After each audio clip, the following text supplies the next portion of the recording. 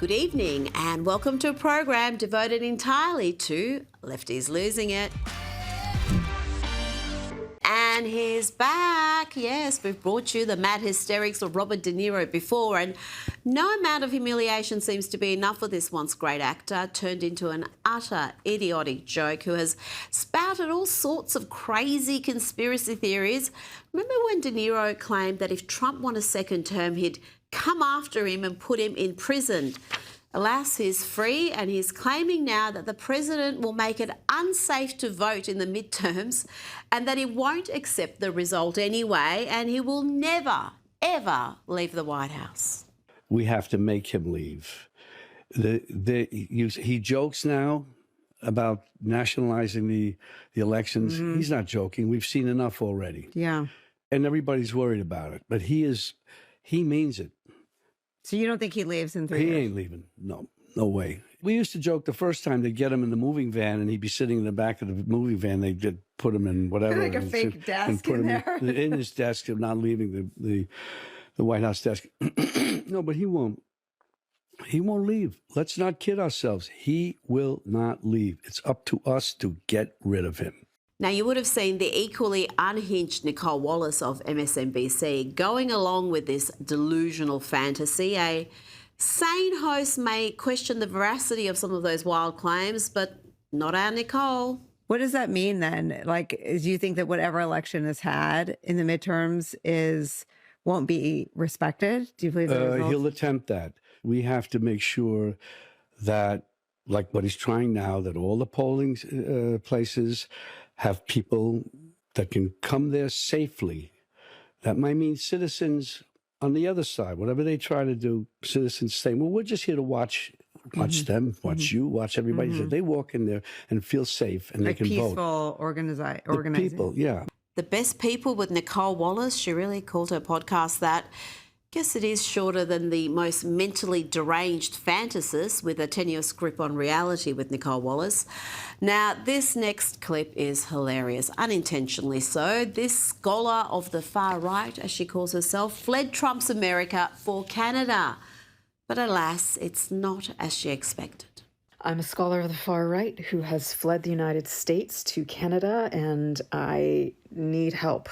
The situation in Canada is absolutely dire. For Americans who don't know, the housing crisis here is worse than in the United States. I lived in LA for 6 years, and I have not faced rent as bad as here. My partner and I are here on a visitor visa, which is a 6 months possible stay for Americans. But while you're here on a visitor visa, you can't work. So we are currently surviving off of what savings we could get together before we fled the United States. And that's not terribly much.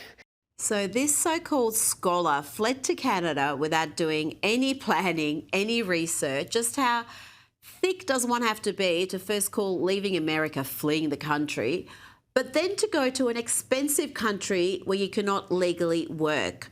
Wonder why she didn't go down south to Mexico. A lot cheaper, but perhaps she prefers to be in super white Canada. But the stupidity does not end there. Get ready to laugh. In Canada, I think it's actually the cost of living crisis is worse here, especially when you are shut out of the healthcare system, when you can't access any of the resources that Canadians have access to. And that's understandable. You know, I'm not a citizen of the country. Oh, wait a second. Canada has rules for citizens and non-citizens. You're not entitled to essential services if you are not a Canadian. Gosh, when Trump talks about those sorts of policies, it's considered white supremacy and fascism. And our idiot academic, of course, ends this video by begging for free stuff. So privileged.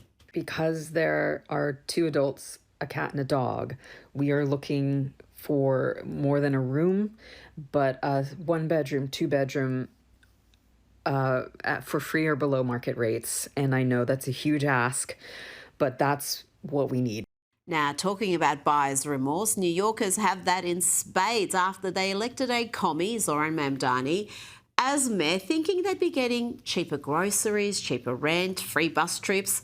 Remember the celebrations? They were so happy. Sharia law starts now. Absolutely. Zoran Mamdani, Islamic Caliphate, our brother in Islam, Islamic Caliphate of New York, starts today, baby. God, there is just something so electric, so satisfying about knowing that my MAGA parents, wherever they are probably having a horrible night tonight. Yes, Shariah now, but instead of free stuff, they have rubbish-strewn streets, people dying of hypothermia, and soon higher taxes. They thought only the richest of the rich would be hit with higher taxes. Wrong, dead wrong, and now the regret is real. The mayor, with the greatest respects, in every campaign speech, in every debate where you engage, we opened our ears to listen. Now today, accept the words echoing from us now. Do your job as mayor and leave our taxes out. Giving only two options. You're saying if we don't tax the rich, then I gotta increase property taxes. We are not a pawn in Southeast Queens. We are not part of your negotiation tactics. Zoran Mondani, you are out your goddamn mind. And we're going to check in on the man who so desperately wants to be president, not satisfied with first ruining San Francisco as mayor before causing untold damage to California as governor. Gavin Newsom has his sights on bringing that level of dysfunction to the rest of America, and he knows just how to relate to every crowd.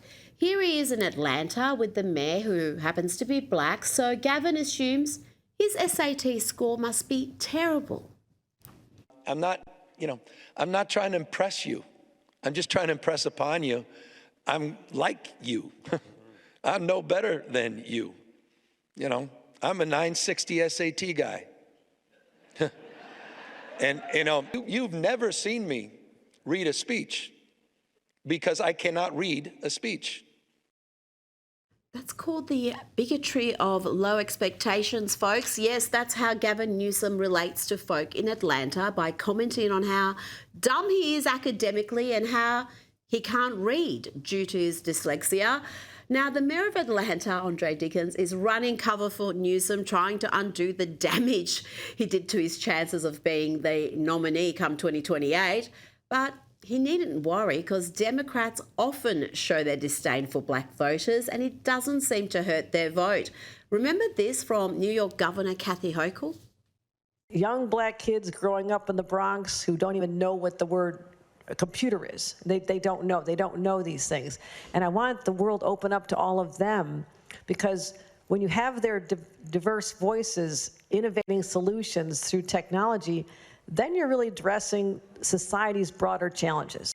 Young kids in the Bronx have never heard of the word computer. She actually said that. She said it. Yes, she did. The only good thing is that did give birth to some black comics having great fun mocking Kathy's racist remarks. Young black kids growing up in the Bronx who don't even know what the word a computer is. They don't know these things. And I want the world open up to all of them, because when you have their diverse voices innovating solutions through technology, then you're really addressing society's broader challenges. It's quite brilliant. And one more. Kids growing up in the Bronx who don't even know what the word a computer is. They don't know these things. And I want the world open up to all of them.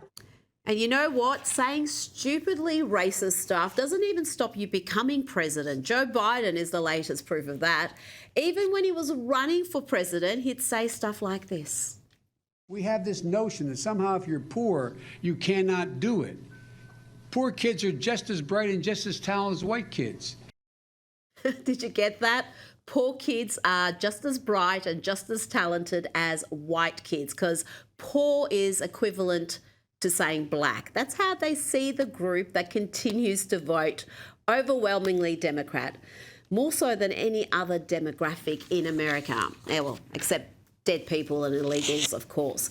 Now to Minnesota, the state that has seen unprecedented fraud, billions of dollars defrauded by segments of the Somalian community, and a state that has been at the centre of violent protest against ICE, and that has seen some community members demand compensation, justice for ICE disrupting their businesses. Listen to this. of small business owners, not those who make 200,000 and above. We don't make that much amount, and we have been suffering since the crisis of ICE.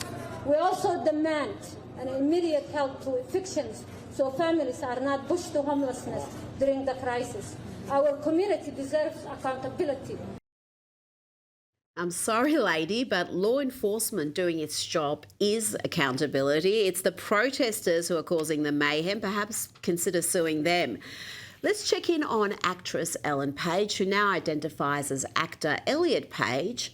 And here she is joining with the ACLU to fight to keep male bodies in girls' and women's sport. This is shameless.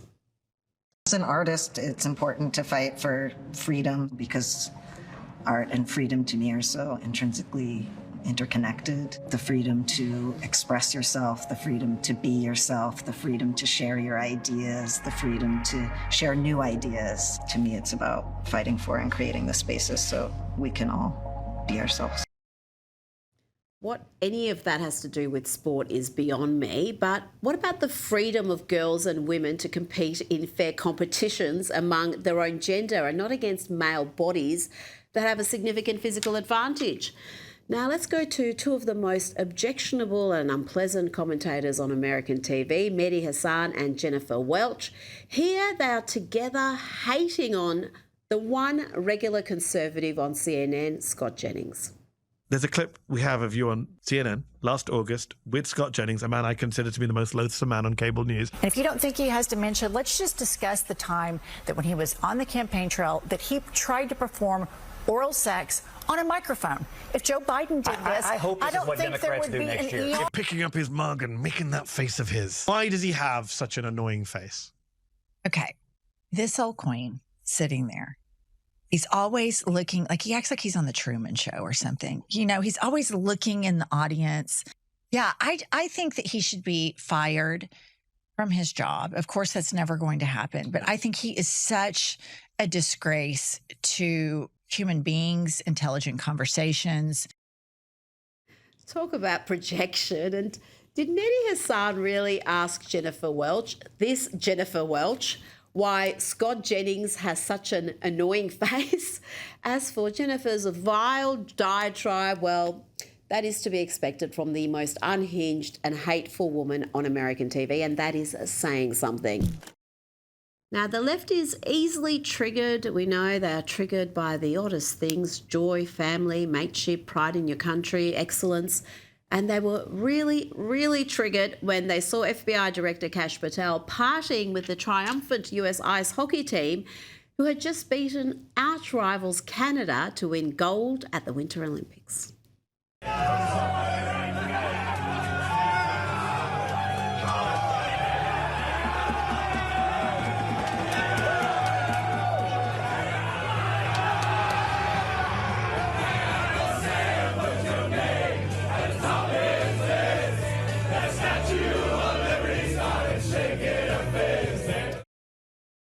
Oh yes, there's nothing more fun than beating the snow Mexicans at their own game. But oh no, the left were irate. I don't even know what Kash Patel was doing there. I mean, he was chugging beer. Honey, you're not playing. You're not, and he's behaving like he's like a member of Animal House on that show. Beyond the money, it's the optics for me, because I'm a little old school, but I like when the law enforcement and directors of FBI were like serious and like borderline boring. Like, I don't want to see them. I want to know they're hard at work because there's so much going on. Right. Today we wake up hearing about the head of a Mexican cartel being killed, and we know that there was a shooting and someone died at Mar-a-Lago over the weekend. Nancy Guthrie is still missing. So Nancy Guthrie is missing. Did you hear that? Nancy Guthrie is missing, so Kash Patel, the director of the FBI, can't have any downtime whatsoever. Now, this next view panellist thinks the FBI director should also be involved in geopolitical disputes in the Middle East. She wants to send Kash to Iran. He is not doing the job. If you look at the threats we are facing in the world, right now there's a huge military buildup outside of Iran. We might be on the brink of war. Right. Iran has terrorist networks all around the world, and he's chugging beer instead of paying attention to this. Where do they find these simpletons? It's hard to be the dumbest at a desk that includes Anna and Sonny, but you managed it, girl. And if the View ladies were mad before, they will be filled with rage when they see this. You were all unbelievable. You know, I tell you what, we're giving the State of the Union speech on Tuesday night. I could send a military plane or something, but if you would like to, it's the coolest night, it's the biggest. We're in. Yeah.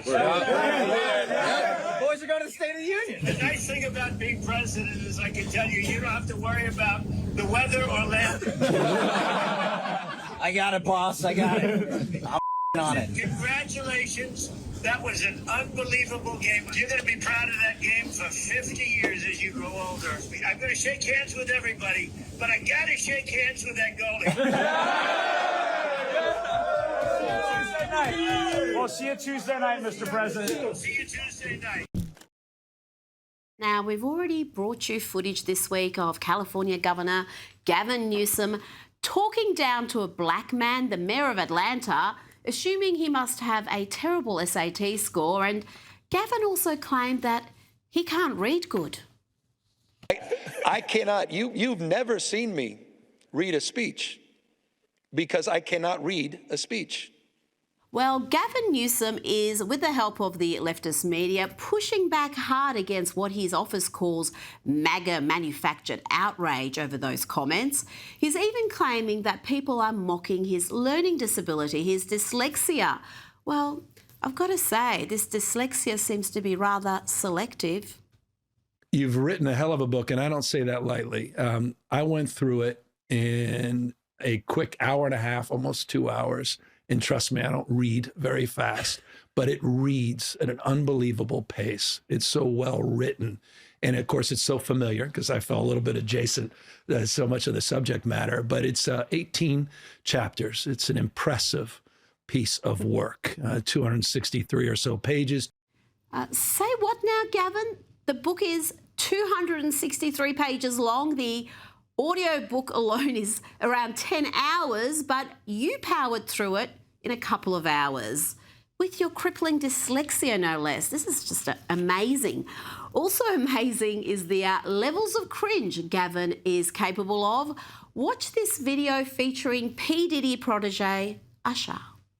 Wanna change the scene, let me come and join ya.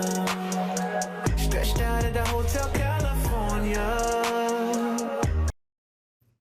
Now to the mean streets of Portland, and watch here as a woman doing good finds that her help is not appreciated, not one bit. You all right? Hi, okay, yeah, we're good, we're good. You all right? Okay.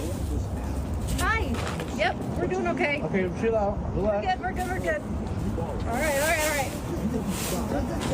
There's a distance, yep. Are you okay? Calm down. Okay, stop. Calm down. Stop. Hey. Stop. Relax. Calm down. It's okay, dear. Calm down. So, dear. Calm down. Yes. Yes, the men have to step in and stop her manhandling Tara. And it must be said that that woman is doing plenty of good in the lefty heartland of Portland. She's not some lefty virtue signaler. She's actually doing good work in helping people and showing how backward communist policies cause so much damage. But it's clear this homeless woman does not want to be helped. Not one bit. You're not going to poke me in the eye. All right, Tara, walk away. Why did you poke my head? Well, because we're... We thought you were overdosing. I think you're overdosing. Would you like to keep one of these? Oh my God, you're overdosing. Would you like a cigarette? You need it. All right. Would you like a cigarette?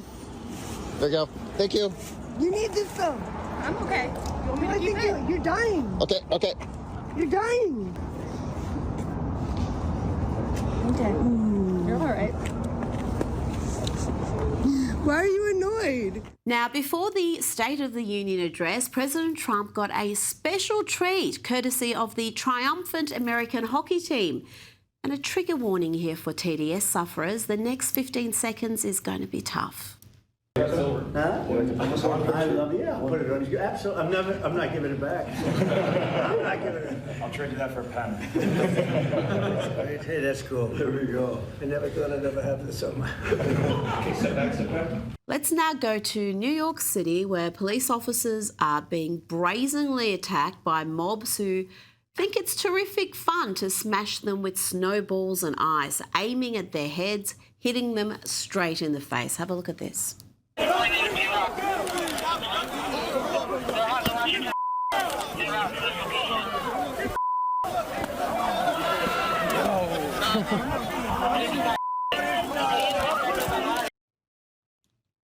And you'd think this sort of behaviour, particularly when it results in injury, would see swift action, at the very least condemnation from the mayor.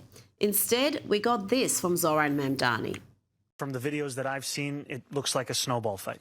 I think that there were 2 officers who were facing lacerations on their face. All for prosecution of those who pelted them? Look, I've seen the videos of this snowball fight. I think that it was a snowball fight. And it's deja vu all over again, because we are again starting the segment with the mad ravings of Robert De Niro, the once great actor turned TDS-afflicted nincompoop. His unhinged hatred of Donald Trump has turned into unhinged hatred of America. Just listen to this demented analogy. We all love our country. I choke on that phrase, we all love our country, because our country isn't so lovable right now. In the current climate, declaring love for our country is like an abused spouse professing love for their abuser. I'm grateful for the opportunities and freedoms my family, my fellow citizens, my immigrant ancestors have enjoyed. But my heart is broken as I see them being taken away, both the freedoms and increasingly my fellow citizens. People have been taken away, really, Robert? And exactly what rights have been taken away? I wish you would explain. I mean, does he mean the right to medically mutilate confused children is no longer celebrated, or the right to pay slave wages to illegal immigrants? Now, Robert De Niro was speaking at the Democrats' State of the Swamp event, a sad little counter to the State of the Union address. This is the sort of thing that was on offer. I am the proud representative for Oregon's 3rd Congressional District. Yes, thank you, thank you. And tonight, I defy Trump and his authoritarian project by standing in joyful, radical, peaceful resistance with the Portland Frog Brigade. And sticking with the State of the Union address, Daily Wire went to talk to America's youngest and brightest from George Washington University, and the results were concerning. These kids have been failed by the education system or their parents. College kids are telling us Trump's State of the Union didn't go so well. The only problem? It's tomorrow. Rate Trump's State of the Union speech 1 out of 10. 1's the worst, 10's the best. Negatives. And why? I think we all know a lot of reasons. Yeah. And what about the State of the Union last night? 1 to 10. It was like a 1 or 2. I mean, it was all over the place. Probably just give it a 0 overall. Gonna give it a 1. And why do you say 1? I don't think he's very articulate. How did Trump do at the State of the Union? 0. I'll be real, I didn't watch it. I didn't really watch it much. I watched it for a little bit, but yeah. The State of the Union last night. How was that 1 to 10? I didn't know it was last night. I thought it was tomorrow. No, you're good. You passed the test. Well, at least one of them was honest and knew what was happening. Now, the left continue to have a meltdown about people feeling joy, national pride, and generally being happy about the victorious ice hockey team. Here is a lefty losing it about the lack of diversity on the ice. Here's the thing, okay? Hockey, I don't know if you guys have seen, like, the USA national team. Everybody's white. Everybody on the team is white. Everybody affiliated with the team is white. All the coaches are white. Like, there is not a lot of people of color in that space. And, like, a huge draw to hockey is it's violent. Like, you are encouraged to be violent. Like, the fans love to watch the violence. The players love to enact violence. Like, what type of ideology do you think a white man that comes from insane amounts of wealth for his entire life that, like, has these violent tendencies, what type of ideology do you think that they lean towards? Like obviously they were on the phone with Trump. making fun of the women's team because that's what violent, rich, white men do. Like, that's what their favorite thing to do is to, like, make fun of women and on women. Oh dear. Now, Fringy there would be devastated to know that the women's ice hockey team is also going to Donald Trump's White House. I'm sure she'll do another video accusing the ladies of suffering from, I don't know, internalized misogyny and white supremacy. Now, let's check in on a couple of sad souls in the media, also upset by the ice hockey team meeting and celebrating with the president. Here is church stormer Don Lemon. I don't understand why anyone would want to be in the vicinity of this president at all. I'm just being honest. If they called on the phone call, I would say no thanks. Do you want to take the call? No. Tell him to call someone else. I'm not interested in being part of this. I'm not interested in being part of this when he is not a patriot and he doesn't care about this country. He doesn't care about the people of this country. He certainly doesn't. Oh, bless. Don is reliably miserable. You can just rely on him to be miserable. And let's end on a low point with the ladies of The View. Here is election denier Joy Behar gaslighting the audience, saying Republicans only win when they cheat. Isn't it the Republicans who want to introduce voter ID laws? When he says that, you know, they can't win, the Democrats, unless they cheat, that is a projection. Everybody knows that. That's him. Everybody knows this. The Republicans are going to have trouble in November. Yeah, so that is just a projection. And that's why they have to cheat, because they can't win legitimately.